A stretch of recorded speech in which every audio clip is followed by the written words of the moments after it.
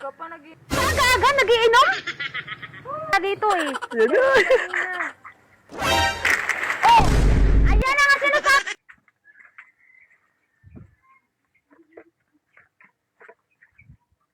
Sabay!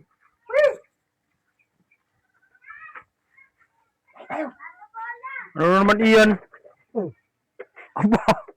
Apat ka ni! Malamig ba? Malamig yan!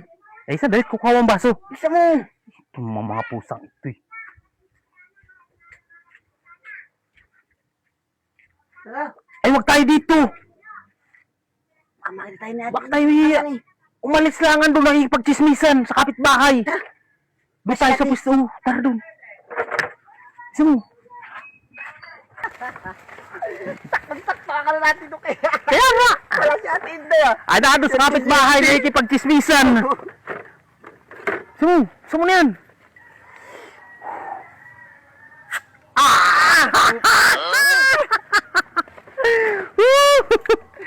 Lagi na! Wala mong kadamihan. Lagi mo lang ako nilalamangan eh. Hindi masyado malamig. Malamig to. May ginalaang at nasakto na wala si Ate Inday mo sa bahay. Buti nga't pasadalin na naman sana ako doon. Oo! Paray ka naman kasing umaga kung dumali ay. Mas maganda kasi yung umaga para matutulog maghapon. Kaya nga, sa bagay. Wala din naman akong trabaho eh. Oo. Ayos na yan ay. Woo! Akin na naman ito. Ayos pre.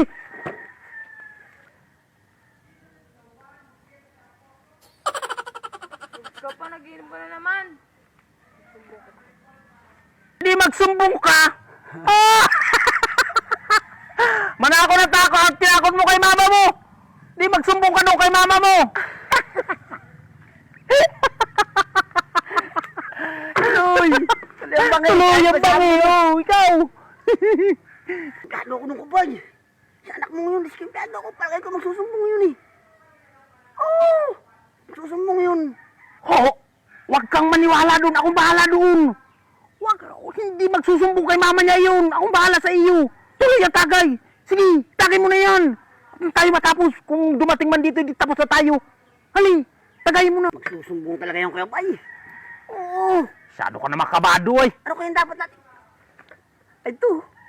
Pinagtagawa natin yung nakaraan para pagdating ni Ate Inday dito mamaya at nagsumbong si Princess. Para hindi tayo makikita, di ba? Hali, ha?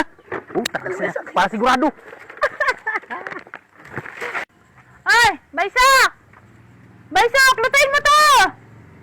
Gisa mo sa sardinas! Nasaan naman kaya yung taong yun? Yak, wala na naman dito. Nasaan na naman kaya yung taong yun?